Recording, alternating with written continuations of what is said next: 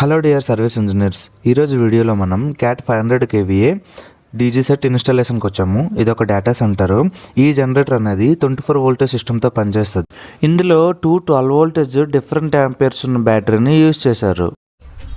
చూడండి, ఈ డిఫరెంట్ వల్ల ఆ రెండింటి charging time and discharging time రెండు చాలా డిఫరెంట్గా ఉంటాయి. చిన్న బ్యాటరీ అనేది త్వరగా ఛార్జింగ్ అయిపోద్ది, అలానే త్వరగా డిశ్చార్జ్ అయిపోద్ది. పెద్ద బ్యాటరీ అనేది కొంచెం లేట్గా ఛార్జ్ అవుద్ది, లేట్గా డిశ్చార్జ్ అవుద్ది.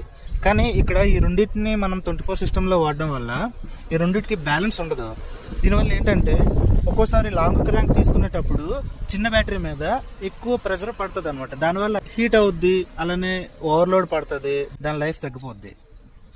దానివల్ల సెకండ్ బ్యాటరీ కూడా పర్ఫార్మెన్స్ కరెక్ట్గా ఉండదు. సో 24 వోల్టేజ్ సిస్టమ్ యూజ్ చేసేటప్పుడు ఖచ్చితంగా సేమ్ యాంపియర్స్ సేమ్ బ్యాటరీ ఉండేలాగే చూసుకోండి. Thank you.